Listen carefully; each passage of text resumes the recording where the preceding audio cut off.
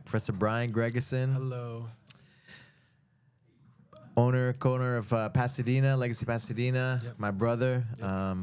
It's been a pleasure, man, to have you on the mats and get to know you and work together and through Mark Bradford too and Club days and everything else and the pandemic and Legacy Club Los Angeles downtown, the Boyle Heights, and then Legacy the minute like Legacy Boyle Heights. We timed the name change exactly with the pandemic.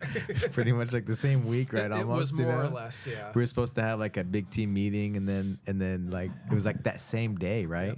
Yep. It was close. It was literally like that same. I think it was that same day or the next day or something. It was very close to it. So yeah, definitely. A road. Definitely. A road. Yeah. So. Yeah. But here we are, and everything's okay. Mm-hmm. Yeah. Yeah. It's been really great to when we opened up the school. Some of your old students came back. They drove from far away. Oh yeah. It's a testament to you and who you are, and made me really happy. And I think it's nice. It felt good, right? They value, right? Who you are and how what you give, the value you give. So because I think it's I don't know if you're the same way, but I see myself as providing a service. Mm-hmm. I know there's a bunch of ways of seeing loyalty in jiu-jitsu. There's some people I know back in the day, especially, and maybe I can ask a question to you in a second. But like when I was at the Machado School on 190th and Torrance, like in 2000, if you trained at another gym, that was a problem. Like you are doing their brand of jiu-jitsu, and if you go somewhere else, now they're seeing the moves that they're showing us, and this is a big problem. And it seems like these days it's like more of, I'm providing a service and I can come and go as I please or whatever. So to have them come back, was a big compliment. Yeah. Yeah. So, because I didn't expect that. I feel like we should go into it hoping for it, but not expecting it. There's secrets and there's mentoring, right? But it's not like it was back 25 years ago or 30 years ago, even more or more, right? It was like top secret. Oh yeah. So it was that way for you too. I mean, that's the way it was. Yeah, you didn't really. It was very like primal, very tribal, right? And if you were part of a team, you were part of a team. And if you went to train at another gym overall, like you were a crunch, you were a trader. Yeah. Oh yeah. And it was. Thankfully because I wouldn't probably have even been aware of that. If there was another gym, I probably would have gone in to like check it out, and without even knowing what I was doing. So thankfully, jiu-jitsu wasn't really a thing then. Otherwise, wasn't that big, right? There weren't that many options. No, but I wonder why you think that's changed, because it has changed. Why has it changed? I think technology for sure is one of the things. And I think it's kind of become more professional in all aspects, right? Back in the day, it was fight clubby. Oh yeah, it was fight clubby. Yep. Like mismatched uniforms and what's that? Mismatched uniforms and aggressive. It was just like only the strong, strong survived, right? It wasn't for like, there were how many kids classes were there at the. They didn't even have a teens class. They had kids class. Yeah, I mean they had a kids class. I was a teen, and so they didn't know where to put me. Right. So how many classes did they have a week? 1, 2? Probably 3, something like that, which was pretty good, I guess. That was big, yeah. That was a big kids program. When there was sometimes the teacher wouldn't show up, and so the front desk guy who's a blue belt would teach, and I thought, because everyone's a black belt and every other art, it takes forever and whatever. I thought it's like, oh, well, he's not a black belt, so blue must be the belt right before black. So I was okay with it. I remember the first class doing the Americana, and I was like, this is a game changer. This is amazing. I mean, it didn't matter, right? You were learning. You were learning like that stuff that nobody knew, right? Totally. And it's like I tell my students, like, if even after, say, a month of training, if you had a twin who never came here, you would kill that person. They would be literally dead because 4 things. And it's weird to think of it that way because most people don't know anything at all. And I think we forget sometimes, even, I don't know if you feel this, you probably don't, but I feel like I'm not even good at this. And then if like a new person comes in, it's like, oh, compared to like someone who's never trained, I'm fantastic. But you can't, I'm comparing myself to people who are really, really good all the time, maybe. Or something, but. That's good. It's good to have that, right? That mindset. Yeah. You're always trying to be better and trying to improve, trying to be your best, right? And not to the lowest common denominator, but try to push ourselves. Totally. Yeah.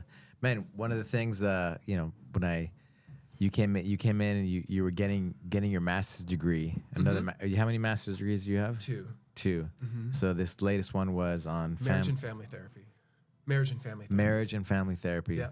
So talk to me about it. So what made you want to go into that? I just degree? I think growing up, a lot of people didn't know what they were going to do with their lives. I knew what I was going to do with my life when I was in like 3rd grade. I knew I was going to be a teacher. I knew I was going to be some sort of like psychologist or something. And then when I started jiu-jitsu when I was 15, I knew I was going to be a black belt. And I knew I was going to have 2 kids, and I knew it was going to be 2 boys, which obviously I have no control over, but that's what happened. Boy number 2's on the way. So Amazing. It's just weird. You know, I feel obviously very fortunate that these things have unfolded in that way. But, you know, just kind of feeling stuck during the pandemic, you know, because jiu-jitsu was hit so hard. And I don't have to tell you that. You have a huge, fantastic gym and all that. And, you know, a lot of people felt, I don't know what this is yet. And so I'm going to stay away for a while. Right? And so I was kind of doing the same thing because we had a brand new baby. And it's like, I'm not going to be the guy who, before we knew what was happening, and, you know, as someone who's not a scientist or whatever, is going to go get this disease and then bring it to my child and kill my child. You know, I'm just not going to do that. So even I took a break for a little bit until, you know, I figured out what was going on. But, you know, I was just feeling kind of stuck. And I was just feeling like, I don't know, I just felt like I had maybe set the bar for myself too low because I had accomplished the teaching goal already. I'd accomplished the black belt goal. And, you know, crossing fingers, I've got a whole bunch of years ahead. Let me go back a little bit, actually. Going to teach at the school in Boyle Heights. Yeah. At the public school. Mm-hmm. Public school, right? Yep. And what in South Central. And in South Central. So why did you choose these districts, these areas? I feel like... underserved, it was at-risk kids, a lot of at-risk kids. It was the South LA school was the worst school in the state of California, and then the one in Boyle Heights. Boyle Heights has the highest concentration of different gangs per square mile, so dangerous in that sense. I lost a student every year. You know, sometimes I think about it, and you know, I have to just change the subject in my mind. But I think a lot of it stems from sort of having a privileged background. A lot of things, don't get me wrong, I worked very hard in school. I worked hard at jiu-jitsu. I put everything I had into it. But, you know, some people start at home base or start in the parking lot. I feel like I started kind of on 2nd or 3rd base, you know. And, you know, I ran as fast as I could from 3rd to home, but I still got certainly a boost, and that matters, right? And so I feel like part of it was I wanted to understand the world as it is. I knew that the world I was experiencing wasn't accurate.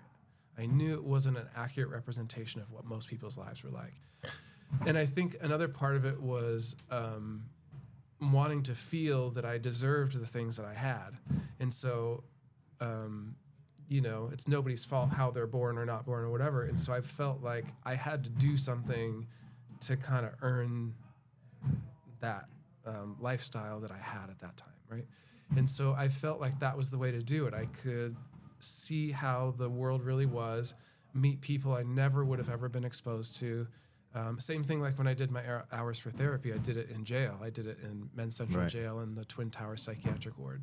And so I think that was a big motivation of like feeling like I've earned something and feeling like I can talk to anybody because I have not experienced their life, but I will have been as close to experiencing their life as you could get without, you know, having been born a different person. Yeah. You know what I mean? So I think that was a big part of it for me. Yeah, prisons and the school systems, and I'm like, man. And then the line is blurry. The line is blurry, you know, because I was working in a school in the jail, and then a school in the jail. Yeah, that was part. So when I was in Men's Central, basically it's 2 different buildings. The Men's Central was through a school that was in jail, if you want to call it a school. And then the psychiatric. What do they study? What do they? It's like high school kind of credits, and it's like a little bit of instruction, but it's a lot of like packets, like here, fill this out, and then the teacher will grade it and give it back. A lot of people are in there just to pass the time. You know, I don't know if it reduces the amount of time of the sentence, but there was people in there for life, and it's just like, well, what are you gonna do? Yeah. You know, and those were some of the people I had to counsel. And what do you say to someone who's never getting out? What do you say? You know, so what did you say? So my supervisor was really helpful. He's actually a brown belt. Of all the people, Wow. most therapists are women, and so to get a man as a supervisor purely by accident, and he's a brown belt who trained at our gym when it was a different name. Wow. Small world, right? Yeah. And so, so he was really helpful in that sense because he referred me to a psychiatrist named Viktor Frankl, who was a Holocaust survivor. And basically, Viktor Frankl wrote his book after, probably several books, but the one he was referencing was basically, how do you survive something like a concentration camp? You know you're not getting out. What's the point? Like that kind of thing. And there's like kind of hints, like for example, if you started smoking your cigarettes, you're going to be dead in 2 weeks. And the reason why is because if you are smoking your cigarettes, that means you're not trading it to the guards for food. If you stop shaving, you've given up on yourself. And so you're going to be dead in 2 weeks, like that kind of thing. And so basically right? The way Frankl survived was every volunteer work opportunity is presented to you, you take it. We need someone in the kitchens, me. We need someone to clean up, I'll do it. We need someone to pick up the dead bodies, I'll do it. I mean, like really dark kind of stuff. But when people stop working and when people stop having purpose, 2 weeks, And so that's kind of what happened with the guy in the psychiatric ward, where he was, I have to be careful because of client privilege. I'm going to change a few things, but the story is going to be the same. Let's say that he was 25 years old, committed a crime, someone died, he killed that person. And then he met a partner, he wasn't caught. He met a partner, they got a place together, had a baby, he got a job, turned his life around, the cops never came. And then one day, he opens the doors, the police, they got him. So now, it's this weird thing because it's like he's committed this crime and he needs to pay the price for this crime. But at the same time, he's turned his life around with no outside push from law enforcement or anything. So you can see kind of both sides. And so this guy had a child that, let me change something else. Yeah, this guy had a child and then is never going to see that child. And the partner is presumably moved on or whatever.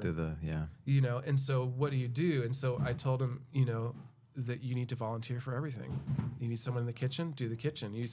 And when the new inmate comes in, because people will come in, it's not like the movies, and like people, like men will come in and they'll start crying the first night. And I can't say that I wouldn't either, there's a big change, right? So I'm not talking trash about them, but, and the inmates will kind of go over and they'll come for that person. It's not as bad.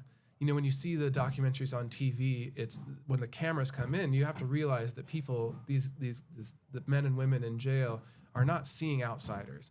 And so when the camera comes in, they play it up and they're putting on a show for other people to show how tough they are. Yeah. It is like that, but there are also moments of softness as well. And so I encourage him to kind of, be the counselor for the new guys and show them things and have some kind of purpose. Because if you don't have purpose, you're not going to make it. And he calmed down. And I liked it because we'd only get 15 minutes with them at a time. I mean, It's really fast. I like the pressure. I like the speed in that sense. But there you go. I kind of derailed from the question. But no, it's good. Yeah. It's interesting, right? Yeah. Like how do you deal with that being for life, right? Mm-hmm. And so I guess kind of going back to the therapy thing, I felt like I didn't have purpose anymore. I felt like I accomplished my goal, and so I started to feel sad. And so as soon as I started filling out the application, I started to feel better. I wasn't even accepted, didn't know if I was going to get in. I already felt for the therapy one. Therapy, huh? Because I did, at least I did something. I wasn't sitting around doing nothing. Yeah. But yeah, the school, the teaching in South LA, I do think I'm going to die like 1 year sooner because of it. It took me a long time. What grade was it? What were they?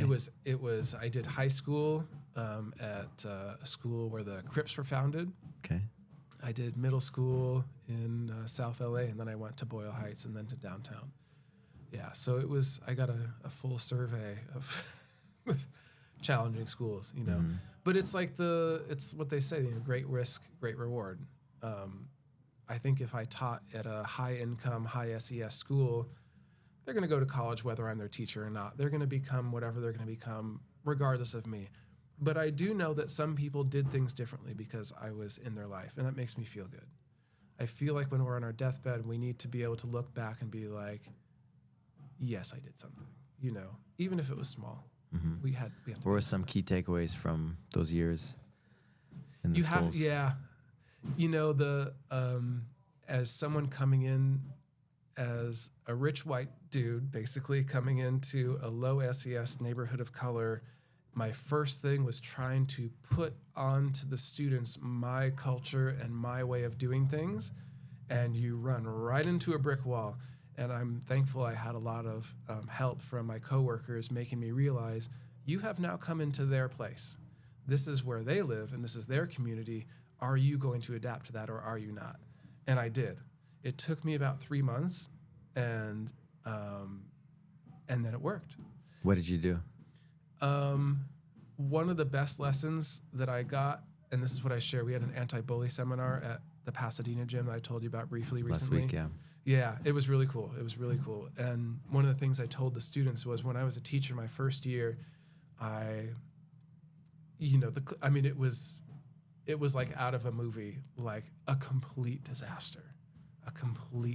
There was another teacher who had it worse than me. He got pushed out of his room. This is a like 50-something-year-old man, pushed out of his room. They lock the door behind him, and they start hitting one of the kids with electrical cables. I mean, you walk into that room, it's holes in the wall, no decoration. It looked like a jail cell, like, you know, and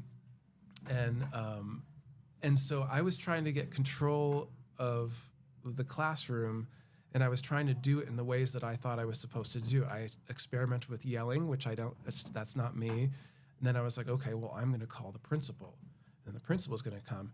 And my coworkers, who are really, really good, they kind of let me know, the principal can come in and fix this problem for you, but who are the kids going to respect now, the principal or you?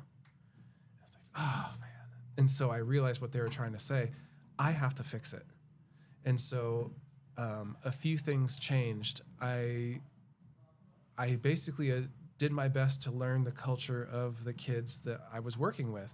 And I was trying to speak to them in ways that I knew would be effective, instead of trying to just hammer, you must be like me, you must be like, no, I have to become like you. And that's what I did.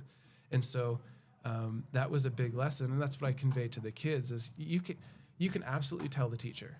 You can totally tell the principal if you want. See if you can fix it yourself first. Because in the end, the respect is not going to be going to you. It's going to be going to the adult who intervened. And now, and I think this is something that our youth are dealing with now, is that they can't solve their own problems.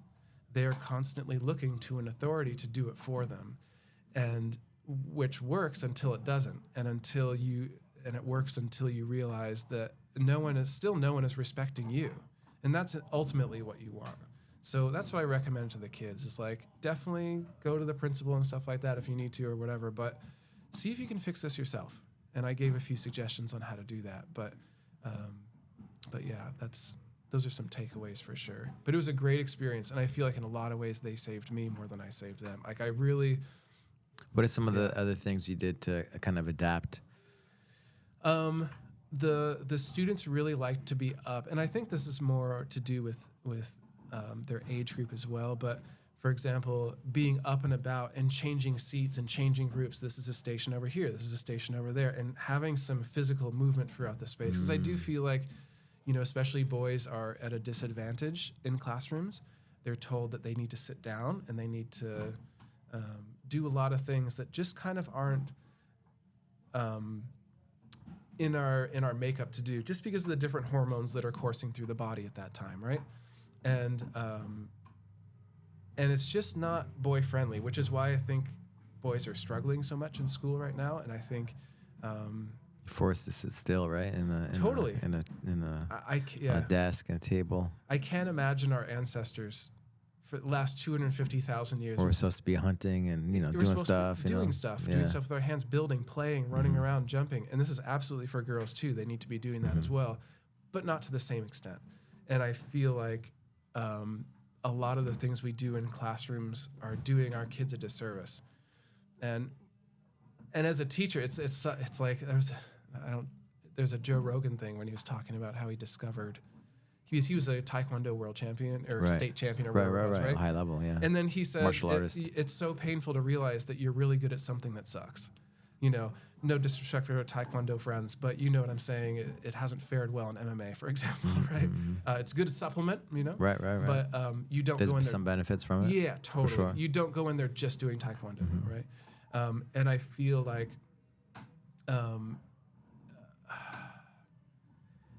I just feel like, you know, the system is designed to produce people who can do basic cashier work. And so it's the same thing with being a teacher. I would get really good, I guess circling back to the Taekwondo point, is my kids would score really well on the tests, on the state tests, really well. I mean, best on the campus across all subject areas, across everything. It wasn't just because history's easier, because it kind of is. But better than every subject matter, right? And better than the history teacher. But then you realize that, like, oh, I got my kids really good at something that doesn't matter to them. You know, not to say that history doesn't matter, because it does, but you also don't need to know about Martin Van Buren's, you know, term in the presidency. That doesn't matter. Big picture stuff absolutely does. But I felt like I became really good at something that wasn't that important. Not because teaching's not important, but because the things we were mandated to teach were not important, if that makes sense. It does. Yeah, it does.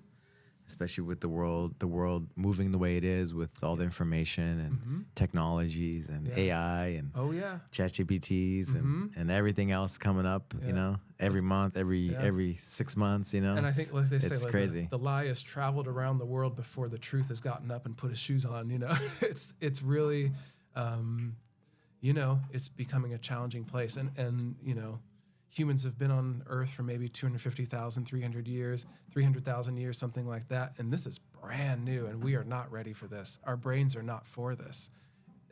And I think that's one of the reasons why the world is the way it is right now. But yeah. I mean, right? Like, life is easy, right? We're like built for, you know, for doing all these different things, and we're sitting in a chair a lot of the days, right? On the computer or on our phones, and you know, we're not designed biologically to do that, right? Not at all. I mean, we started how long ago did we start farming? 6,000, 8,000 years, maybe 10. What were we doing for the other 240,000 years? Not this. Yeah, chasing down those animals, right? You see those guys in Africa, right? Not chasing down the animals. Yeah, man. You know, different level. It's too fast. Yeah. It's too fast. Yeah. You know, and there were movements in in Britain when the factories first started coming. People would protest. You're putting yourself out of a job, but there's no other choices. They're producing something for a quarter of the price and 15 times faster, or whatever. It's a tide that you can't escape. You have to go along with it. Yeah. Whether or not you like it. You got to ride the wave. You got to surf. You got to surf. You got to catch the wave and ride it. You know. You do. So somebody did a short on with Bryan. We were talking about ChatGPT and all the AI stuff, you know. And yeah, you got to ride it. You got to adapt it, and make it part of your life, right? Yeah. Or get left behind. And it's hard, because you're a parent times 3, and you're in that phase where the kids have got the phones. Yep. And I don't know. Do you have policies? And they didn't have phones for the long. We put it off. They were like pretty much almost the last kids without a phone, you know. And then it was like, okay, they have to, you know. Yeah. You have to give in. Yeah. You have to give in, and it makes sense for safety too. And it's challenging every day, right? It's challenging every day, especially with Sevon being homeschooled and stuff, and those things, you know. It's time management, because those things are built to grab our attention and to take our focus. McDonald's fries. Scientists in the lab. How can we make this fry irresistible? Yeah, it's the same thing. Yeah. You had, speaking of my son, I think it was during the pandemic, we had the little tutoring center next door, you know, and you're like, you know, you do your thing, professor, but you know, let me do my thing. And you gave me that like a serious, like, you know, it was like, I was like, let me do what I do. Yep. And he gave me like a straight look, because you're so nice and so calm. You're like, let me do what I do. Yeah. Like, okay, sounds good. Yeah, and that's because I walked off, you know. Totally, you know, and I remember talking to Nancy about it. You know, I was like, hey, Adit and Professor Crane asked me like, hey, would you work with our son? And I was like, only if, you know. And then I said to Nancy, and they said yes. And I was like, you know, that was a good sign, and it was cool. We ended up doing great things. We did. Making friends, influencing people. We did evolutionary biology. He gets we did mad music. at me when I talk to him about that. Oh, yeah? But now we go back and forth, you know? That's good. You know, some people, what's one thing is interesting. Timing, right? Timing is so much. I got my kid, you know, he's doing jiu-jitsu classes. I don't participate. I got him a guitar teacher. I could definitely teach it to him, but I'm not doing it. Sometimes our kids have to get it from somebody else. Yeah. You know, and my niece, for example, really would like to be a chef. And we had a cool dinner a few nights ago, and she got to meet Wolfgang Puck. Wow. And I brought my son too, and we went to the back. He showed us around the kitchen or whatever. And then he basically, you know, I was like, you know, I fed some questions to my niece because she's 15 and didn't know quite what to ask. And basically, you know, I was like, hey, you need to ask him what you need to do to get a position like this. This is what you would really like to do. And he said, you need to get a job in the kitchen, which is what her parents have been telling her, which is what my mom has been telling her, which is what I've been telling her. No. But as soon as someone else says it. How old is she? She's 15. As soon as someone else says it, oh, yeah, well, I need to get a job in the kitchen. It's that like, age, those teenage years, you know? And that's all right. We were the same, and, you know, we just don't necessarily remember, or maybe we do. It takes a village, you know? Totally. It takes a village. We have to outsource to people, and we have to stay out. Yeah. And that's a good thing. You know, we have to understand that we're all puzzle pieces, and the things you do well, or the things maybe I don't do well, maybe I can fill in a gap for you here, and we work together and make a beautiful puzzle together. That's it. You know, and that's the hope, right? Yeah. What has jiu-jitsu, you know, you've been in the jiu-jitsu game now for, I mean, since 25 years? Or over 25 years, you know? And so why has it been this constant in your life? Why do you think why? It's a challenge that doesn't have an end. You know, I can, it just doesn't end. And you think it's over, and then like 2015 comes, and the Danaher guys come out, and they just leg lock everybody. And it's like, I didn't even know you could do that. You know, and it just seemed, and now there's other coaches coming out with new things or whatever. And it just seems like we're at a point where it's like almost like the beginning of space exploration, where it's like, we don't know how much there is left to do. I feel like the gi has kind of been exhausted. You know, because you see, like, for example, like the De La Riva position, for example, became really popular around, like, say, I'm making up a number, maybe 2010 or something like that. But you look back at pictures of the 1950s Kosen Judo, and look what they're doing with their left leg. It's wrapped around at the knee. X-guard and De La Riva. It's none of it, you know, butterfly, Adam Varginski, for example. It's like, well, we were doing that in 99, and we just forgot. It's funny because we talk about that with wrestling and stuff, and like, yeah, I'm doing these new things, but it's actually old things, right? Yeah, that we forgot about. Yeah. And I feel like... so it's always in, like, circles, right? Absolutely. Cycles, rather. And I feel like the leg lock territory is still kind of a frontier that we haven't fully fleshed out. So this guy behind me, Scott Sonnen, right? He has a instruction. It's called Mastering the Saddle. Mastering the Saddle was like these DVDs he did way back in the day, you know. And I think I told you about it. Eddie Cummings, like wrote about him. And Dave Novograd too. Oh yeah, he was back at Machado. Yeah, he was doing ankle locks. Yeah, he was doing heel hook. Well, we were all doing heel hooks in the gi. It was all legal. Yeah, he was doing leg locks. Yeah, you know, and he was training with Eddie Bravo at that time, and they were all together at that point. Yeah, and it's cool to see where it's gone.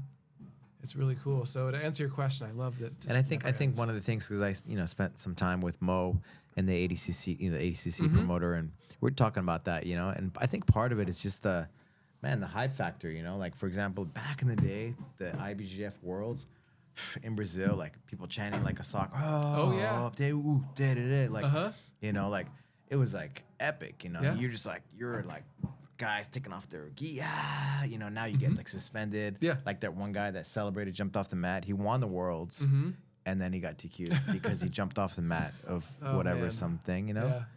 Because he jumped off the mat and jumped into the crowd or whatever, you know, and you're not supposed to do that. And that hype factor, that realness, you know. For example, there was this guy Margarita. Do you know who he is? Fernando Margarita. He was like he was like Salo's rival. And I think he was the first guy to win. It was cool because I found him on Instagram and he started following me back, you know. Cool. I was like, oh man, I was like a fan. No, that's okay. No, he's a beast. I studied him a lot, you know. And he was the first guy to win double gold, I think, at the Worlds, the Mundials, you know, the Worlds, right? Yep.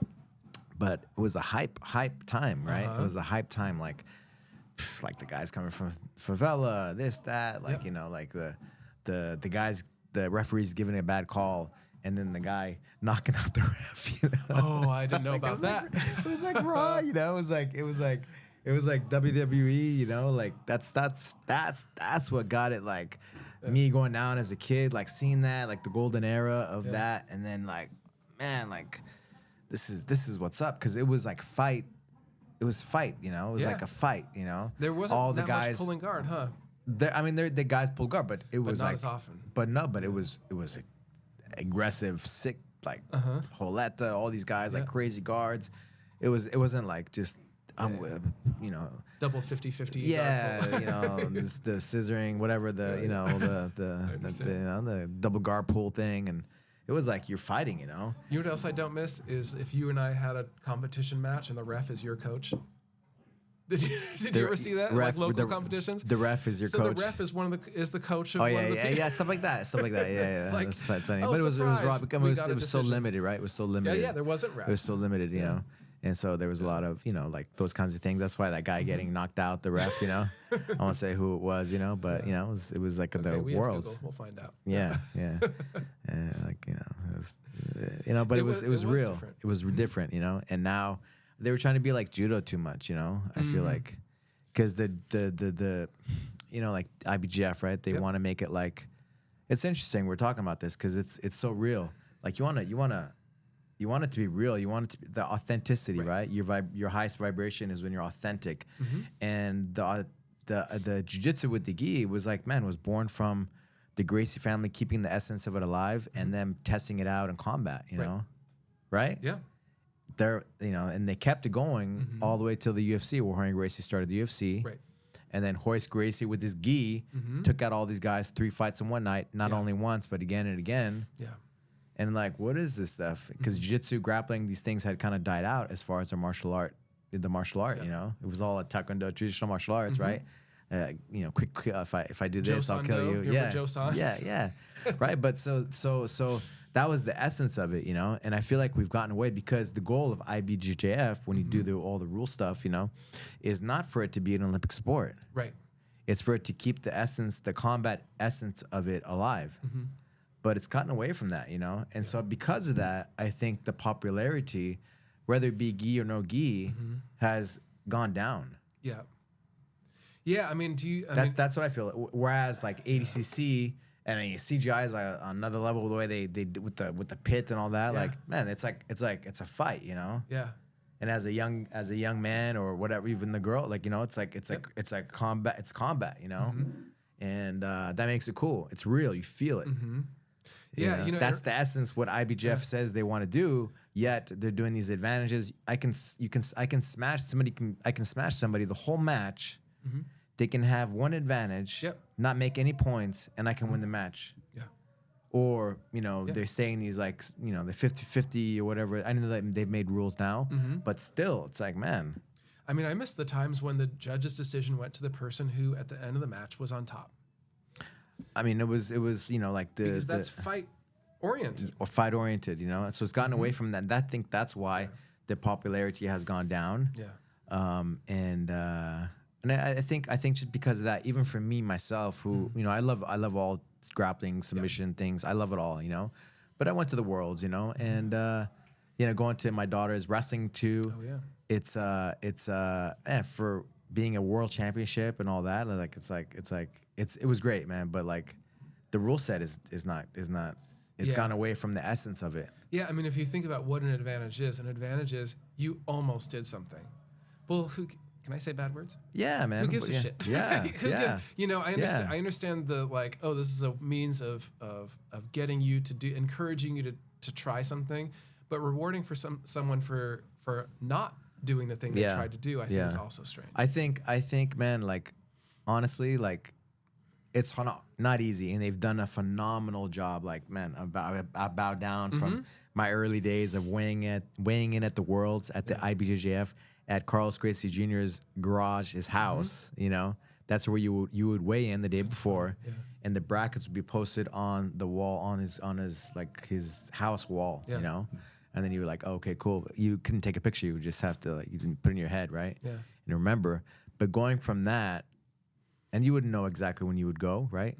From going from that to what it is now, it's like amazing, you know. Yeah. With all these international opens all over the world, you know. Yeah. Which luckily I've been able to participate too. And some of the guys are able to travel around, like, you know, Andrea, and you just hang out with Andrea downstairs, Kevin, all, you know, we're able to like participate and, man, like travel the world and do cool things. Yeah. I mean, you know, I think we can all have opinions on what it is that he produced, but you can't deny that he produced what he was intent on producing. The vision that he wanted for that organization is what it is. Yeah. You know, like it or not, you know, criticisms or not. Yeah, I'm just saying there's like so many great things, but I think the essence of it, because the essence of it is not for it to be an Olympic sport. Right. Whereas Judo Kano, his goal was for it to be an Olympic sport. And so what did they do? They took away stuff that was not spectator friendly until it was like mainly throwing. Yeah. Right?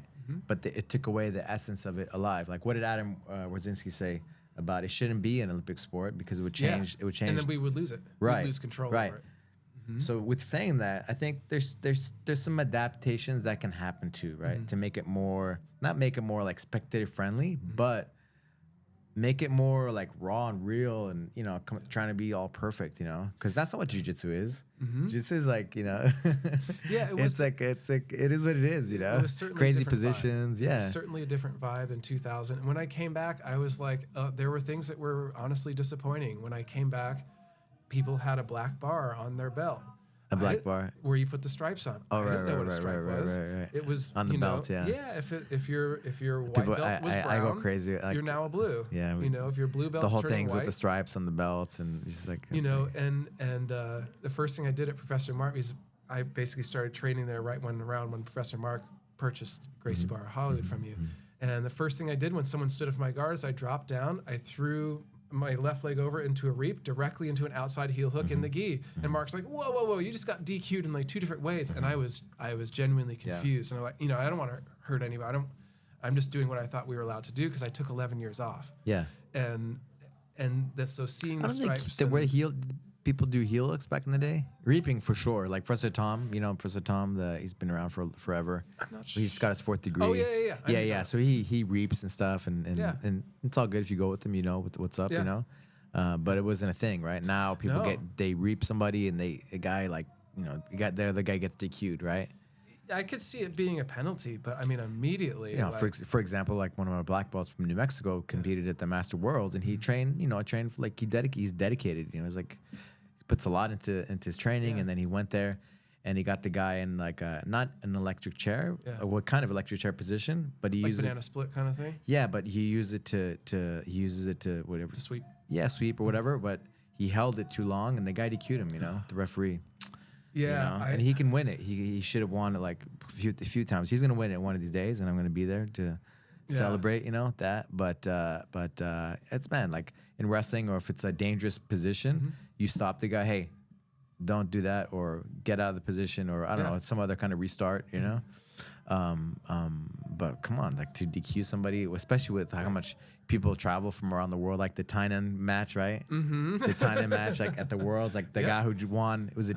He had won 1 or 2 before black belt. Championships. You're talking about Low. What's that? Tainan. Yeah, but the guy he was talking about was Low. He was fighting Francisco Low. Yeah.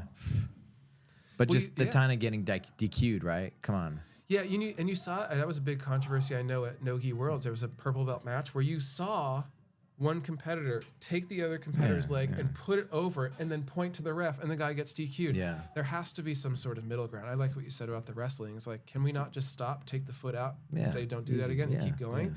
Is that more dangerous than someone ripping a kimura? Yeah, I don't know if I agree with that. Yeah, I mean that is a dangerous move. There was research recently released. I mean, they do these things for safety, right? But there's a line, right? And I think, speaking of the essence of it, right? Because I'm focusing on, okay, what is it about? It's about keeping the combat or the self-defense, the fight aspect of it with the sport. And I think they've gotten away from that. You know, I think that's the reasoning why it's not like, listen. And there's no gi without the gi popularity. Look at the Masters Worlds, right? The Master Worlds, like that's the one. That's the stuff funding all the ADCCs and everything else. Like they say the gi is dead. It's like, I like those people make the videos. You're like, no, there's no one here. Nobody likes this. And it's just like packed and people screaming. Yeah, come on, you know. It's a lifestyle, right? More than anything now. But I don't know if there's a YouTube channel called the Less Impressed, More Involved, and basically he's less impressed, more involved. Less impressed, more involved. And this guy is very data driven, and he linked to a study that I think I participated in. On his channel, he invited you to participate because a guy I think was doing his PhD in like physical therapy or something like that. And basically, it was people who do jiu-jitsu. What are your injuries? And where did you get them? And basically, they compiled what the most dangerous moves in jiu-jitsu are. And it was totally what I didn't think. The first thing is the people who warm up are more likely to get injured. Which we can't confuse correlation and causation because it could be that people who warm up are already injury prone, and so they feel they need to warm. So we can't necessarily say that warm-ups cause injury, but that's interesting. And number 2 is the most common injury is from arm bars. It's not from heel hook. The heel hook is one of the fastest recovery rates when people are injured. The number 2 most common injury was from the triangle choke. And it wasn't the person who's getting triangled. It was the person doing the triangle. Their neck or what? Because it was the neck or their knee as they're locking it. Oh. And so just a lot of things I wouldn't have expected. I'm interested to see how valid that is. It was 800 people, which is a pretty good sample size, but interesting. Yeah. There was, what's his name?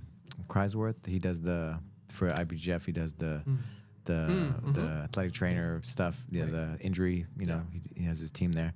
And I think over 40, the most common one was the ribs, I could see that. And then the other one, knees and like common injuries, right? Knees and then elbows. Like the neuroscientist, the German one that I'm friends with, is like, knees and elbows, take the most damage.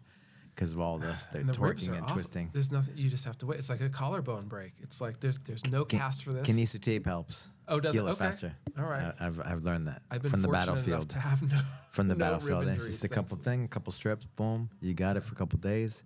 Heals much faster. It feels more stable. Good to know. But instead of it being whatever a week or 10 days, whatever, maybe it can be a little bit less. Okay. That's the feedback I've gotten over the years now. Oh, good.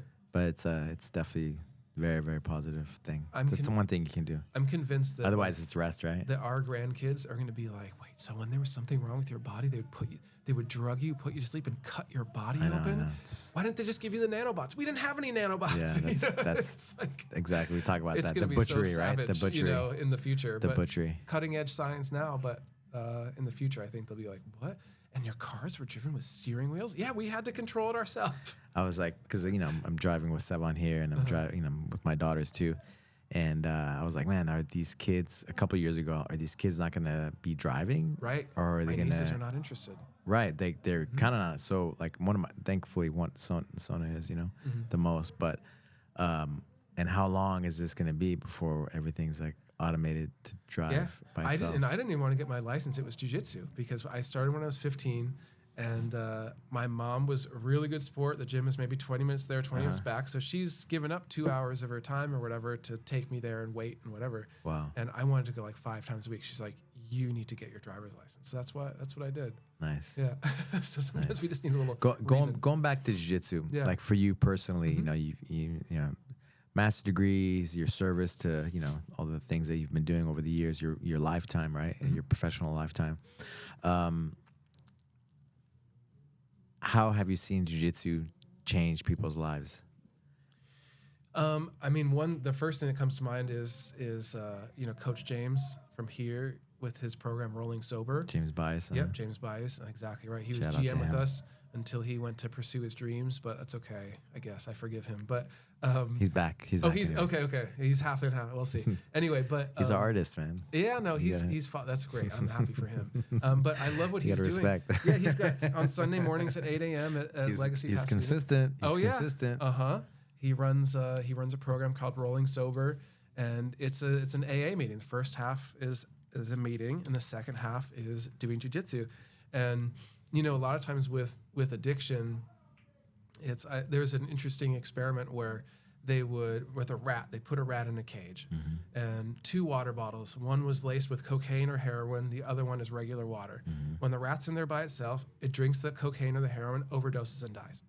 So they thought, okay, it's addiction, and we can't have that, right? So then the experimenter got a big cage and put all kinds of toys to play with, ramps or whatever, other rats in there that were friendly to that rat, because if it's not from the same colony, they'll kill it. But they're all from the same colony or whatever, and they did not drink the drugs. They would prefer the water strongly. And so what the one possible argument is that people who are suffering from addiction problems they're not, you could say maybe they're not addicted, they've bonded with the substance. And so when you take the rat out, for example, and put it in this wonderful environment with social connections, it bonds with the rats instead and doesn't bond with the drugs. And so I think that's one thing that I really love what James is doing with us is providing people a playground and social connections. And then we can now bond to that, because you have to replace the addiction with something else. You can't just sit at home and say, I'm not going to do it. You have to do something instead. And so I've seen stuff like that.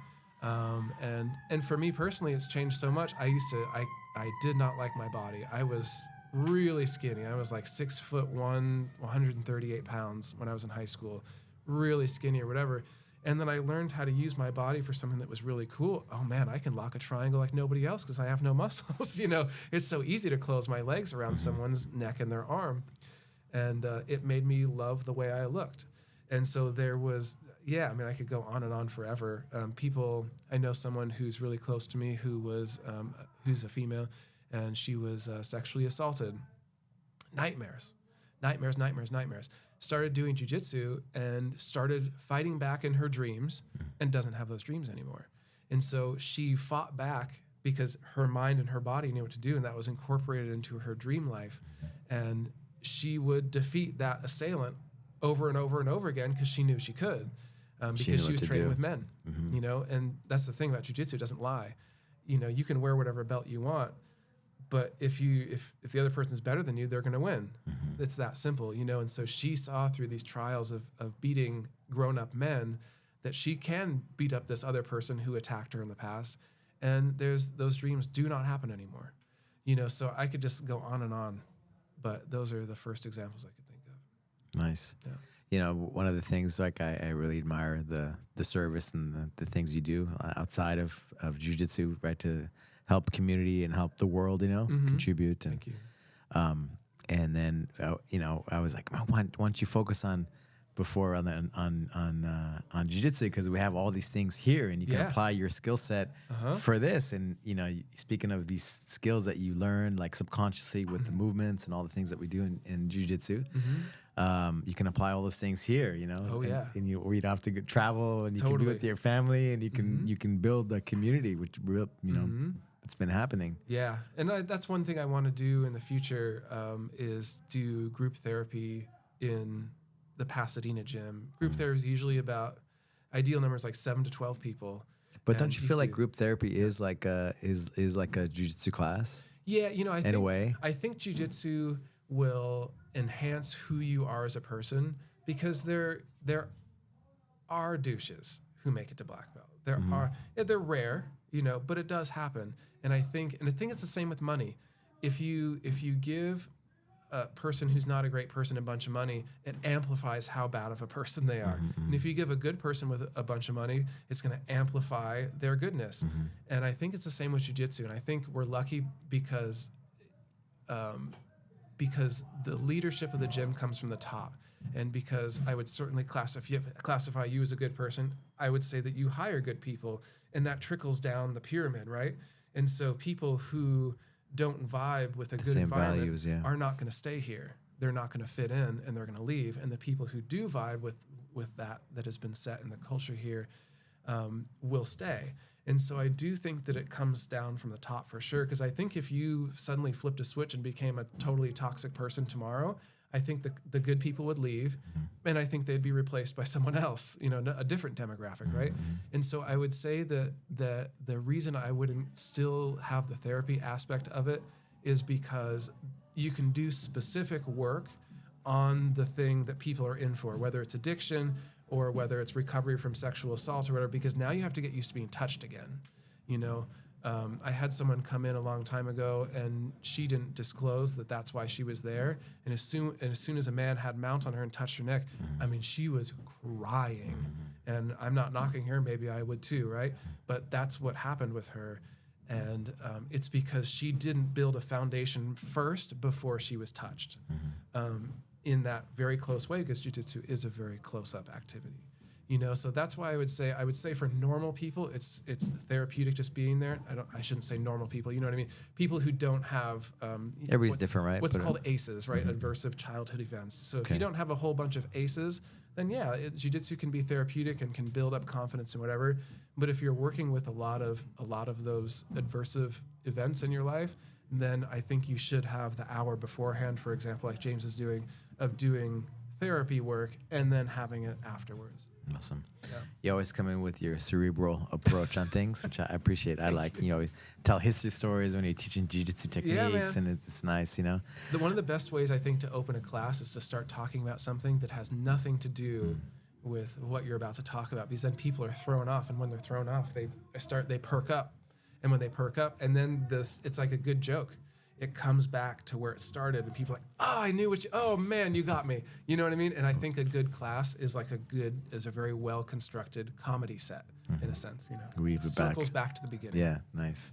So speaking of like in the cerebral way for the kids, how do you see jiu-jitsu helping kids from an early age? As soon as they can, because we start them at 3 years old, right? Right.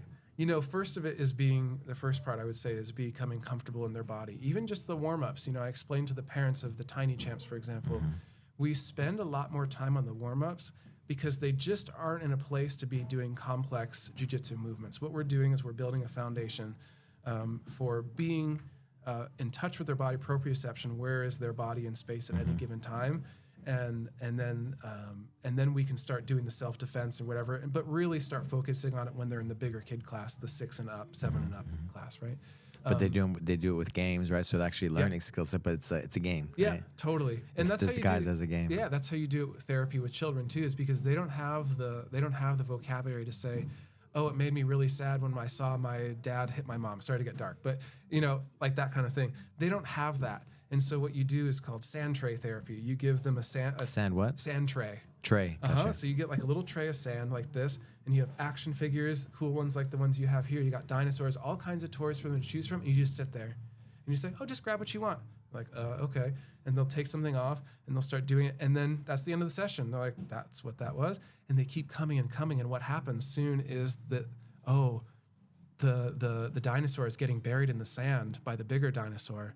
Oh, what's that dinosaur feeling right now? Oh, well, this dinosaur is really sad because, he saw something I didn't really like, so he wants to hide under the sand so he doesn't have to see. And now because that's how kids communicate their emotions. And so you as the therapist then start putting together like, oh, the kid's the dinosaur. The kid is hiding from the violence from the other dinosaurs. And that's how you get feelings out of kids because they can't do it in another way. And so, sorry for the sidetrack, but it's super interesting. Yeah, it is. And so, in terms of getting kids confident, we then start doing the techniques for sure. But what we did at the anti-bully seminar the other day is we spent the whole first half of it having conversations about what is bullying, what does it look like, what are the different various forms, who should you go to first? Should you try to handle it yourself? If it's safe, you should, right? For reasons we already talked about. And then we had conversations about when is it appropriate to use your jiu-jitsu against somebody? When is it appropriate to use submission holds? Because it's different. That's one of the things I like about jiu-jitsu for self-defense for kids as a teacher and a therapist is if Muay Thai, for example, is a great art, and that's why I use that because I mean no disrespect. When it comes to Muay Thai, if my kid were in Muay Thai and that's all he knew, and a kid pushed him, it's not appropriate for my kid to high kick him in the head and the kid falls down and hits his head in the concrete and dies because that's what can happen, right? Yeah. In jiu-jitsu, we have, so in a striking art, we have 1 or 100. You don't sort of knee someone in the face. You do or you don't. In jiu-jitsu, we can break a grip and separate. We can push away and run away. We can get a takedown and hold until help arrives. Close the distance and take him down, yeah. And in the worst case scenario, they can hold rear naked choke for 3 minutes and the person's dead. So we have the full gamut of responses. Of control, right? And so where the you don't have to purpose hurt them. of having those conversations of when is it appropriate is because what they're doing is it's sort of like systematizing your jiu-jitsu in the sense of when you've had this conversation in advance, you have already established a foundation of it's already in their mind. Is this appropriate? Is it not? They've already made these decisions in advance. So they don't have to make it under the stress of the event itself, because they've already decided in advance. If this person puts hands on me, I'm not going to accept that. If this person says, you look like a triangle, that's not a time to break someone's arm. And we've discussed that in advance so they know. And so confidence can also come from not just the proprioception and being comfortable in your body like we talked about previously, but also having made a whole bunch of decisions in advance and knowing what's in your arsenal and what's not. And so you have so much of an advantage because so many of your decisions have been made before the incident even happened. Yeah, love it. Love it. Well, thank you, man. Thank you for the big work you're doing every day. Yes, thank you very much. It's pleasure is mine. Pleasure is mine. And I'm very proud of everything that's happening. Yeah, I'm so glad to have this gym with you. So thrilled. And yeah, it's only going to go up from here. Yeah, hopefully. Appreciate you inviting Serenade to teach that day too. Oh man, once she got her confidence underneath her, then it was great. We gave her a little push, and then she was awesome. I'm sure she'll be back again if she's interested. Yeah, for sure she is. She had a great time. She was like, attendance went up. Yeah, they were there for her. So awesome, I was excited, awesome. So. What made you want to bring her out? I think, man, kids teaching other kids. Everybody in that room benefited. She benefited, and all the kids benefited too, and the girls benefited especially. Yeah. And I think the boys too. You know, I like to point out it started a thing where she came here now, and so she's great. in it. Yeah. So the ball is rolling. You know. So thank you for that. Yeah. And the boys get to see girls can do this too. And oh wow, the black belts are giving this young lady respect. Maybe I should too. And so I think everyone there, I think, left with something important outside of just the instruction she gave, which was also great. Yeah. She got to train with Professor Dennis's son. And, you know, I could see it in his eyes how happy he was. And my joke with Dennis is whenever he's watching his son Enzo, Nibor Enzo. It's like these 8. No, Nibor. No. Nibor Enzo. He's so good. He can't help it. Yeah. He loves that kid to death, and I don't blame him. He's a great guy. Yeah, amazing. Well, thank you, brother. Right. Thanks again. Thank you.